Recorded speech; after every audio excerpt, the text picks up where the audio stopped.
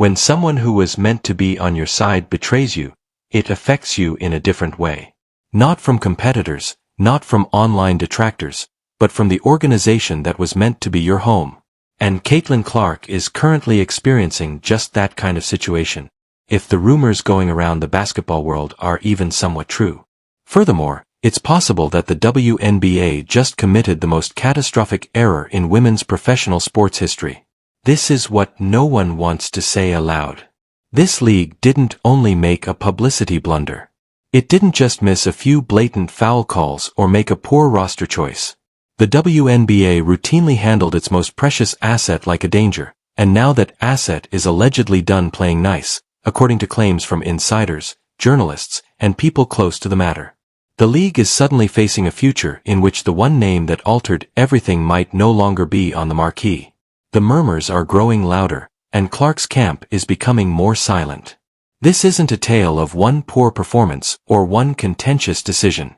This is the tale of how an entire institution repeatedly and at every level determined that the status quo was more important than the revolution that was right in front of them, despite the fact that she was a generational talent, a cultural phenomenon, and a young woman who brought millions of new eyes to a sport that sorely needed them.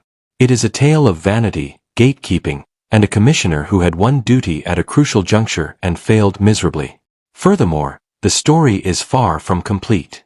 However, the breaking point did not happen overnight, so you have to go back to when it all began to fall apart in order to comprehend where things are now. It began with what many already consider to be the worst roster selection in modern sports history, and it was constructed brick by brick, decision by decision. The Indiana Fever Selection Committee faced a decision that appeared to be nearly impossible to make incorrectly when they convened to finalize the lineup for the Olympics in Paris. Caitlin Clark had just finished a rookie season that broke decades-old records. In terms of assists, she was leading the league. Veteran defenders appeared to be still as she made long threes. Areas that had been half-empty for years were being sold out by her. Casual sports enthusiasts who had never seen a WNBA game before were now making time on Sundays because of her. After considering everything, the selection committee decided, not yet. Experience and chemistry served as the foundation for their official justification. They contended that Clark had not yet made sufficient professional payments.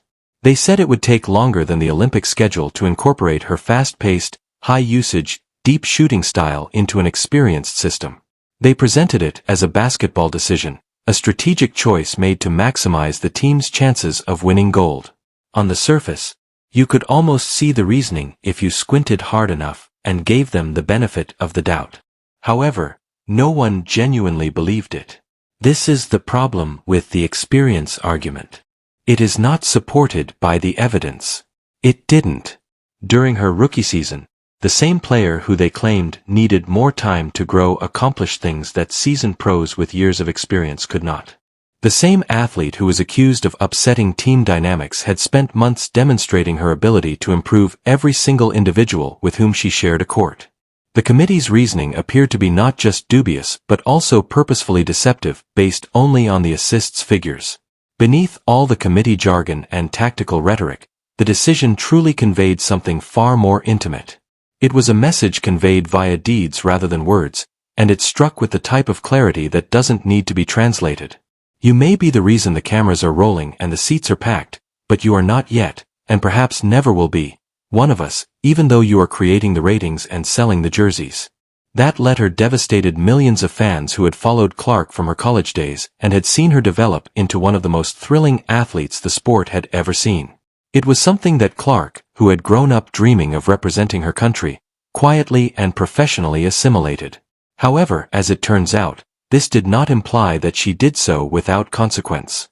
The first brick was the Olympic exclusion, but it was followed by a wall.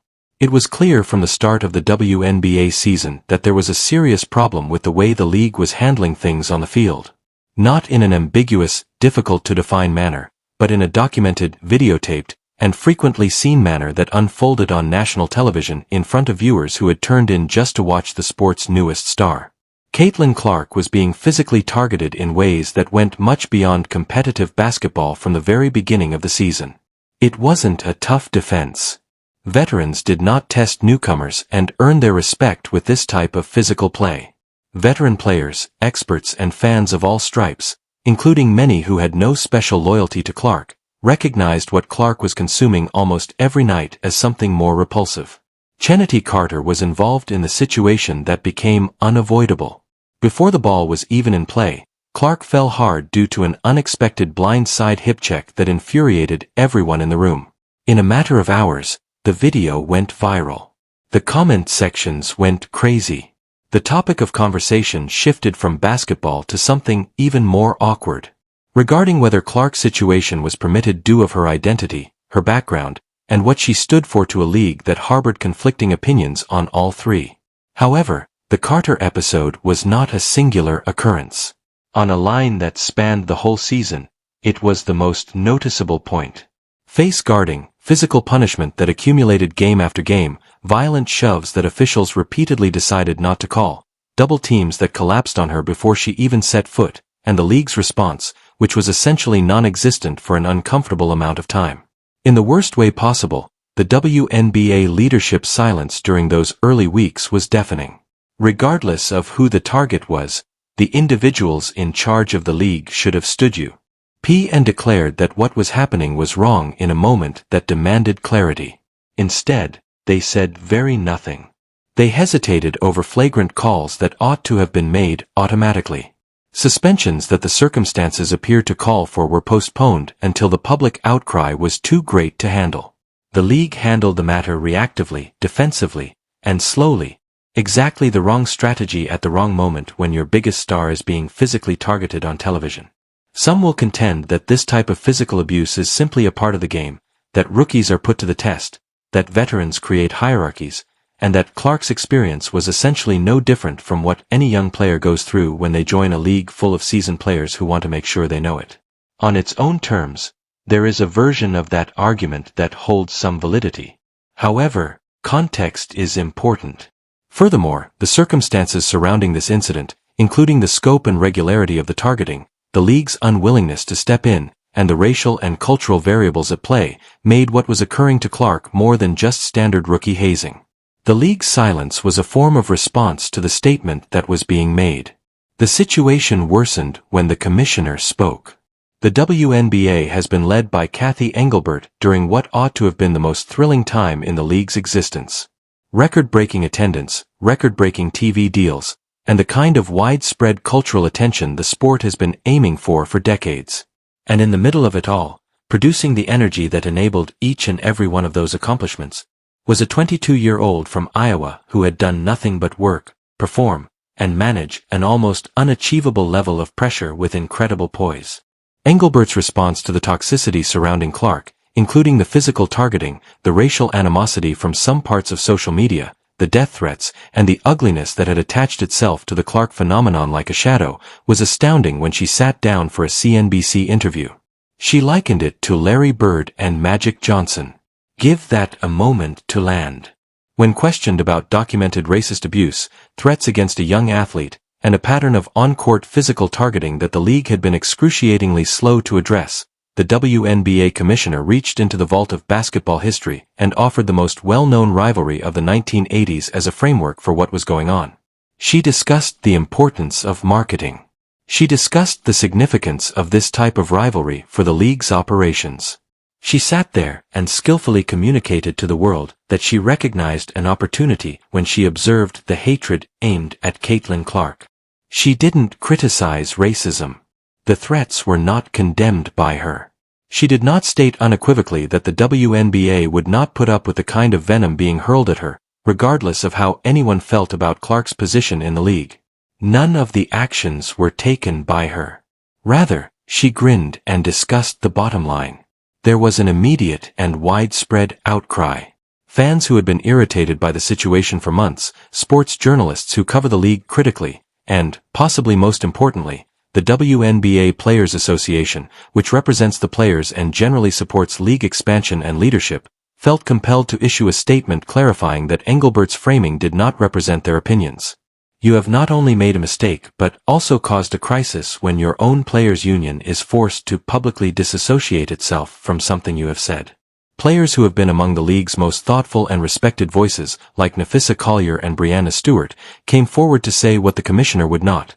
That racism in sports is a problem that requires a genuine response, that framing it otherwise would be detrimental to all parties involved, and that racism in sports is not a marketing opportunity. Anyone who was paying attention understood that athletes were required to demonstrate the moral clarity that league leadership failed to deliver. Engelbert's interview was reportedly a pivotal moment for Clark, who had witnessed all of this while still showing up, competing, and refusing to publicly voice her complaints. This was due not only to what the commissioner said, but also to what it disclosed about the league's perception of her circumstances. In the commissioner's framing, she was not a young woman who was being that everyone knew it had to. The floor fell short of every prior standard the league had established when Clark went off the board. The season after her draft selection saw a greater than 40% increase in league attendance. The rising tidal effect was quantifiable, not just at one team, not in one market, but throughout the league and in locations where Clark wasn't playing.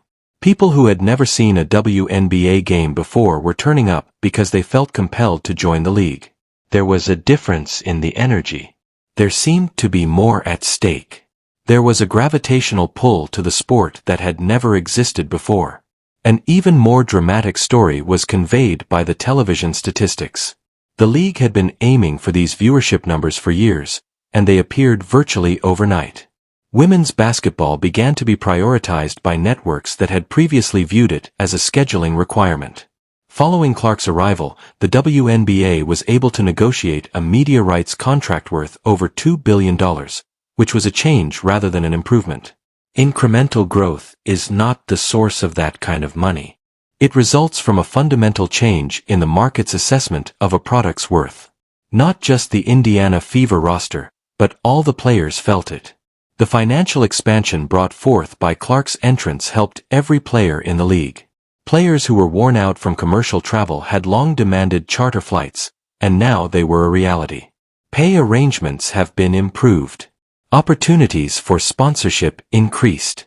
Because one player altered the discourse surrounding the sport on a scale never seen before, the entire ecology of women's professional basketball advanced to a new level. This is the portion that ought to be really uncomfortable for every member of the league. According to several sources, the players who stood to gain the most immediately from all of that expansion were also the ones who opposed Clark's presence the most. After years of lobbying for improved working conditions, compensation, travel, and treatment from the league, the veterans found themselves in a situation where the item that ultimately provided those circumstances was something they felt conflicted about. And some of them decided to make Clark's life more difficult instead of accepting the awkward reality of that circumstance. The irony is overt. Because of Clark, the league became financially viable in a new way, the checks got bigger, the planes got nicer, and some parts of the league responded by barring her from the Olympics, allowing her to be physically targeted on the court, and creating an environment so hostile that she is reportedly re-evaluating her relationship with the entire national program. Someone cannot be treated like an outsider while a financial revolution is being built on their back. That is not how it operates, and the consequences of that contradiction are imminent. Professional sports leagues create cultures, hierarchies, unwritten norms, and methods of operation that are passed down from one generation of athletes to the next. The power of the sport often stems from those cultures, the collected knowledge of generations of athletes who battled valiantly to create something worth preserving. However, those same cultures have the potential to calcify. They may start acting defensively. They can change from something that should be preserved to something that just opposes change because people who have based their identities on the status quo find change intimidating. Over the course of more than 10 years, a close-knit group of veterans who have played together, competed together, and formed connections have mostly controlled the WNBA. These connections are genuine and significant. Those athletes have a real history that should be respected. However, that circle ceases to serve the sport and begins to serve itself when it turns into a closed club, and the culture it creates begins to function as a barrier rather than a foundation. Several seasoned players reportedly voiced their opinions about the Clark problem before the Olympic roster was even finalized, according to reports from persons with knowledge of the Indiana Fever scenario. In those discussions, The issue was presented as chemistry and the disruption that would result from incorporating such a prominent, high-usage player into a system that had been constructed around a different style of play. Wondering how a team trying to concentrate on winning gold would be affected by the Clark circus, the cameras, the attention, and the millions of new fans that came just to see her. There was undoubtedly some validity to the worry. Adjustment issues are always brought on by high-profile recruits to well-established teams, and the strain of the Olympic environment made everyone more guarded of what they had created. However, the way those worries were framed, the language that was allegedly used, and the notion that Clark's presence was more of a circus than an opportunity suggested something more nuanced than tactical prudence. Resentment was exposed. It showed that some veterans were uncomfortable with the focus moving in a way they had not expected. Because this is the reality that lies beneath all the tactical rhetoric. It wasn't because she was challenging, disruptive, or unprofessional that Caitlin Clark posed a challenge to the existing order. Because she was superior to the story on which some individuals had based their careers, she threatened it. As a rookie, she topped the league in assists. She broke records. She made the sport more accessible and thrilling than it had been in a generation. It was uncomfortable for players who had been told for years that they were the future of women's basketball to watch a rookie do all of that in her first season. The most obvious example of this dynamic is Cheryl Swoops, who merits a special investigation due to the extraordinary chutzpah of what she has been doing. In women's basketball, Swoops is a true legend. Her achievements are genuine, her position in the history of the sport is assured, and her viewpoint on the game is significant. There is no doubt about any of that. What she has been doing with that platform is under scrutiny. Throughout Caitlin Clark's rookie season, Swoops became one of the most tenacious and scathing critics of the young player, not in ways that addressed basketball-related issues in a meaningful manner, but rather in ways that appeared to be intended to discredit and undermine. She publicly claimed that Clark had played for 5 years during her collegiate career, although the real number is 4. She kept changing the standards for what would be considered true excellence, coming up with fresh justifications to downplay or diminish Clark's accomplishments as they mounted. She turned into the loudest voice of the old guard's discontent, according to some analysts. She was still employed by the WNBA as an analyst and pundit despite everything.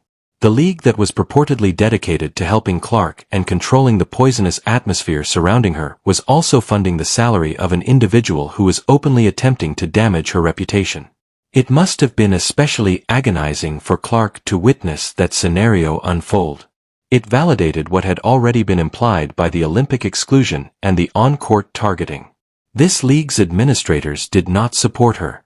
In any other professional setting, Swoops' actions, publicly falsifying a colleague's credentials and persistently attempting to damage their reputation, would result in an HR reaction.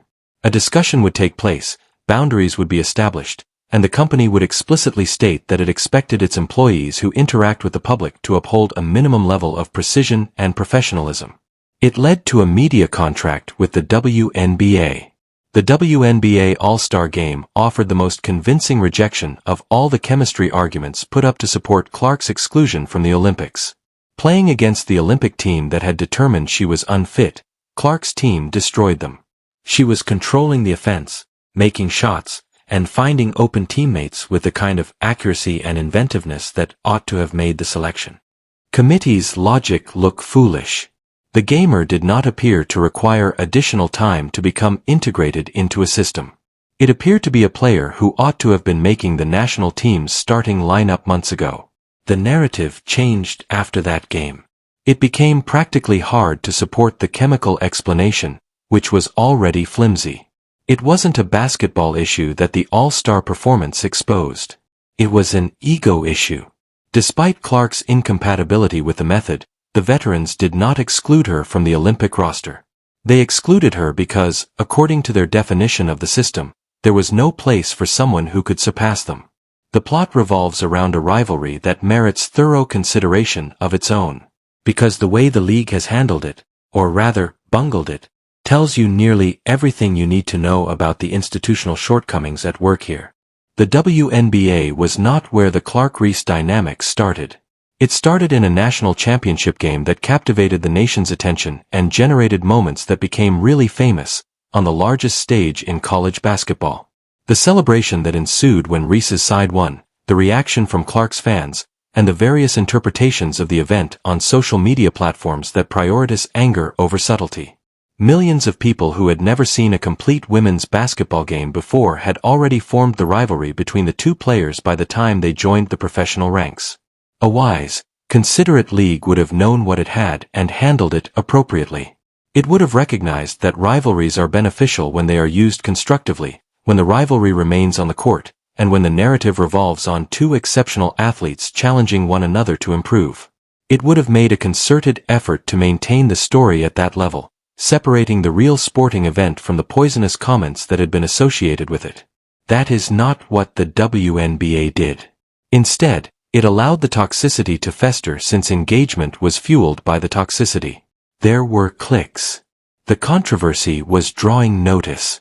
Even while the underlying dynamics are anything but healthy, the poorly managed competition was nevertheless generating the kind of social media fire that made leagues appear culturally important. Thus, the league did nothing except watch. When Angel Reese reacted to a hard foul on Clark with obvious joy, it was the moment that solidified this failure and shifted the needle from badly managed to aggressively reckless. The conversation that followed was unpleasant, racially inflammatory, and hurtful to both players. League officials handled it with the same institutional timidity that had characterized their handling of the Clark incident from the start. The optics were also detrimental. They didn't make any clear statements or draw any lines. Instead, they allowed the tale to continue until it had done its harm before moving on. Every single time, Clark chose the high way. She refused to pretend to be the victim in public. She declined to participate in the back and forth that would have attracted attention and supporters and given the folks stirring the pot exactly what they wanted. She competed, showed up, and maintained a level of discipline that most individuals in her situation, 22 years old, under extreme pressure, taking both literal and figurative hits, could not have maintained. She also kept her own sentiments about the situation out of the public eye. However, there is a price for taking the high road. Every time you take in a circumstance that doesn't deserve to be taken in quietly, there is a cost. Watching a league profit from a poisonous dynamic that is actively making your career more difficult comes at a cost. Seeing your name and image exploited to create interaction costs money, and the individuals who do it have no interest in shielding you from the worst outcomes. There is a breaking point for everyone. Clark might have discovered hers, according to the evidence. One of the biggest risks to the WNBA's long-term viability is the division of the fanbase that results from this circumstance, and the commissioner's interview made it much worse. On the one hand, there are the league's original supporters, those who have been there during the lean years and have a genuine connection to this sport, who have mixed emotions about a newbie getting the kind of attention the league's established stars never received. Even though the method they communicate their dissatisfaction is not acceptable, it is nonetheless understandable. On the other hand, there are the millions of new supporters of women's basketball who were drawn to the sport because of Clark. These fans had no prior loyalty to the league's current culture and are watching what is happening to her with a protective rage that the league has done nothing to quell. There is no intrinsic incompatibility between those two groupings. In order to create a large tent where both groups of supporters feel like they belong, a wise and well-run league would put in extra effort to develop bridges between them, tell a tale that honors the sport's history while honoring what Clark has given to it. Rather, Engelbert appeared on TV and persuasively explained to the new admirers that their worries over Clark's safety were a marketing ploy. That will stick in the minds of those supporters. And many of them will follow Clark out the door if she leaves the national program. 3 years remain until the Olympics in Los Angeles. On paper, they seem to be the best chance ever for women's professional basketball. At a time when women's sports are experiencing a cultural momentum unlike anything in recent memory, a home game scenario takes place on the world's largest sporting stage in a city that serves as a global media hub. Right now, the WNBA ought to be setting itself up to make that moment revolutionary. It won't be without Caitlin Clark. That is hardly a critique of the league's other outstanding athletes. The talent is genuine. There is intense competition, and the S. No matter who is on the roster, the national team will be formidable. However, the modern Olympics are more than just sporting competitions. These are instances of culture. They represent the meeting point of ideology and athletics, global storytelling and identity. And the person who incorporates women's basketball into that discussion in a way that appeals to